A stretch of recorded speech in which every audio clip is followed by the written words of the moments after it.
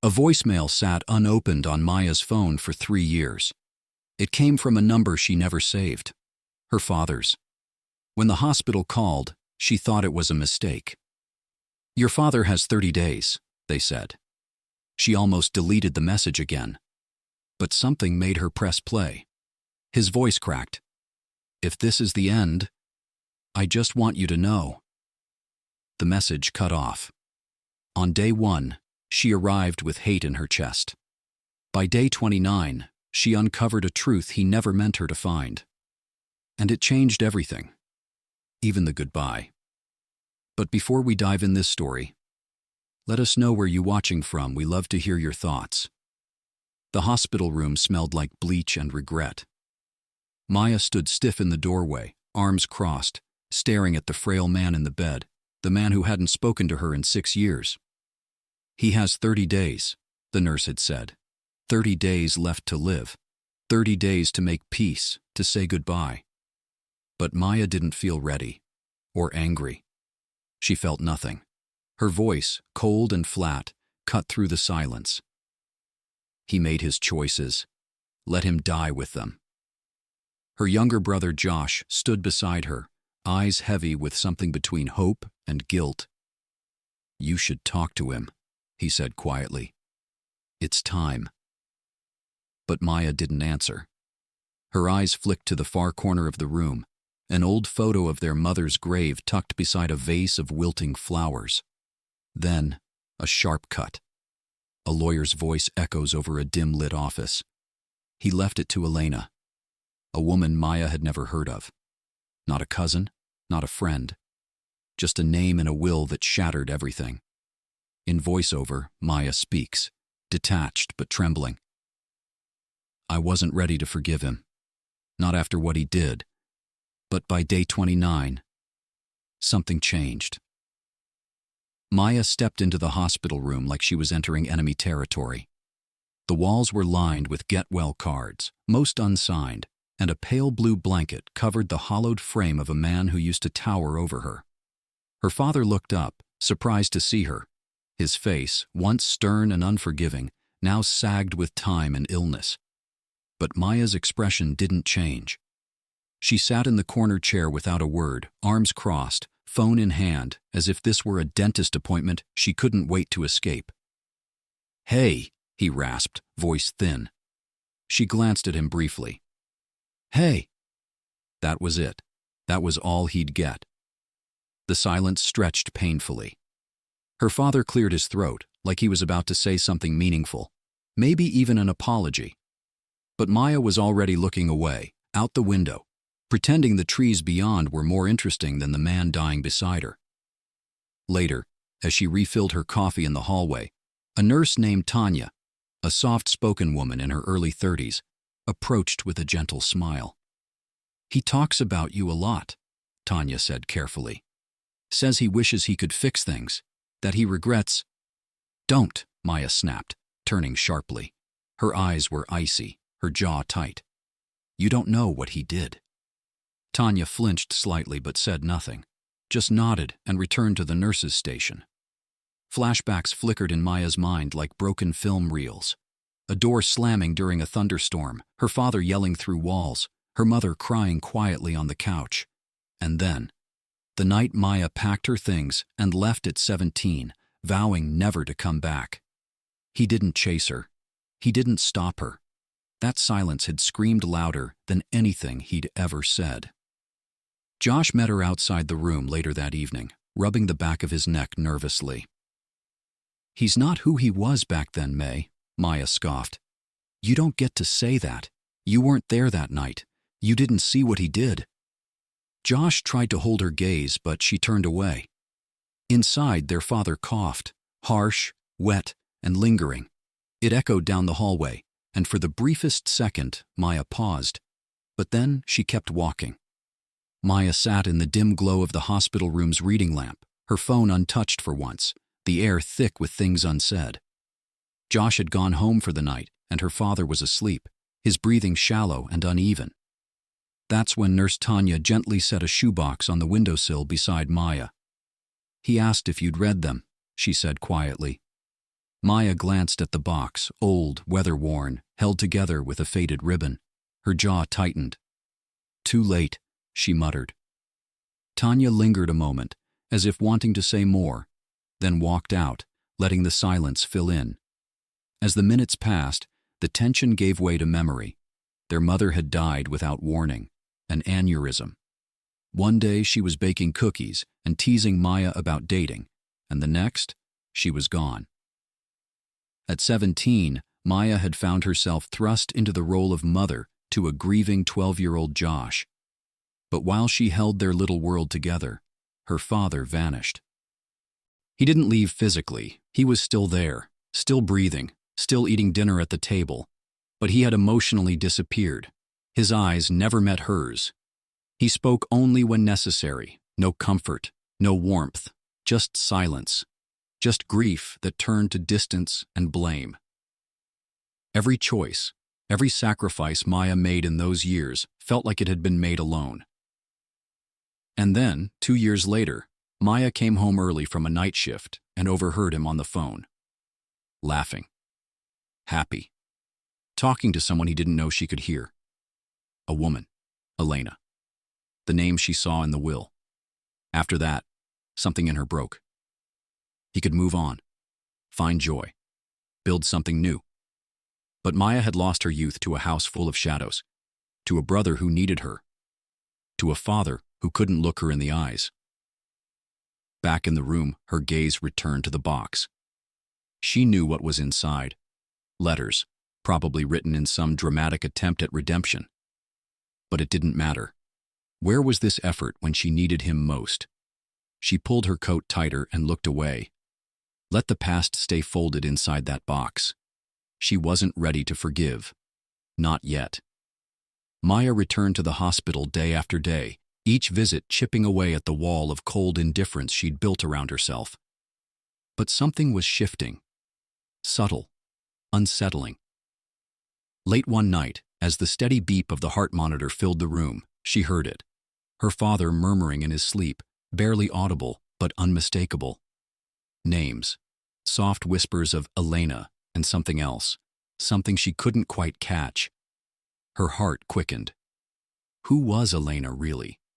Curiosity gnawed at her, despite every warning in her mind to stay away. One afternoon, as she adjusted his thin hospital pillow, a worn photograph slipped out and fluttered to the floor. She caught it just before it hit the ground. A woman, smiling, mid-30s, someone Maya had never seen before. The photo was old, edges frayed, and beneath the image, a faint inscription. Together, always. Her hands trembled as she placed it carefully back under the pillow. Questions buzzed in her head. Who was she? A new wife? A secret lover? A daughter? Later that day, she found a crumpled letter sticking out from beneath the bedsheet. The top was torn jaggedly, but the line that remained stabbed at her like a knife. To Elena, the only one who... The rest was ripped away, as if someone had destroyed the words meant for her eyes. Maya's mind raced. She couldn't ignore the signs any longer. Reluctantly, she decided to dig deeper. At home, she rifled through her father's old dresser, a place Josh had warned her to leave alone. Amongst faded ties and yellowing documents, she found something disturbing, a burned photograph.